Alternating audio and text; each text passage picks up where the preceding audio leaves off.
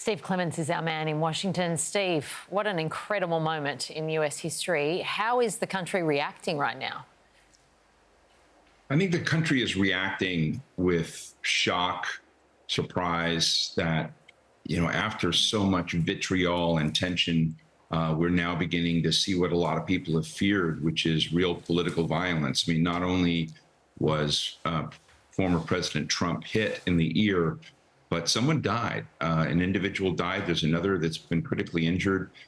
This is real, and I think that it is hitting Americans in a way we haven't seen anything like this for over 40 years when there was an attempted assassination against Ronald Reagan. So this is a big deal and a very somber moment. You mentioned that toxic rhetoric. We've seen so much of it around this election. Let's face it, on both sides. How much of it has fed into this moment, do you think? Well, I think a lot of it, I think surrounding this election, and we've seen it in the way both sides have talked to each other about criminals, the end of democracy. Donald Trump has called his opponents vermin.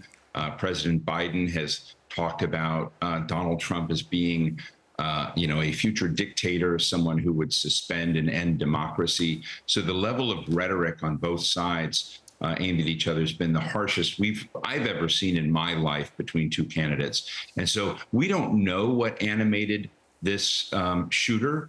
Personally, we know that we'll get into what we know about him, but I will say that around that we very clearly see a toxic atmosphere in this nation. Now, we just heard from a Trump supporter on how this will fire up his base. How do you think this will change his campaign? Well, look, I mean, I think the visual that we saw of Trump, with a fist in the air and blood spattered across his face, we're already, beginning to see it on T-shirts and on, memorabilia. This moment that is, an extraordinary one is going to be used as people to show what a fighter Donald Trump is. It'll become the defining moment and the defining image of the Trump campaign. And we just heard the other day the president of the Heritage Foundation talking about the revolution that will be coming, that he hopes will be bloodless if the Democrats allow it. So even just the framing again comes back down to this notion that violence is going to be baked in, and we saw it in real time in this incident. Steve, the US Secret Service is meant to be the absolute best in the world.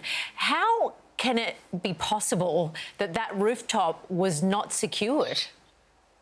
I have to say it's one of the giant question marks. I mean, when you look at the photos, if you get on social media, you can clearly see that people had photos of Thomas Matthew Crooks sitting up there, a 20-year-old young guy sitting on there on the top of a roof about a football field away from where Donald Trump was speaking. That's not supposed to happen.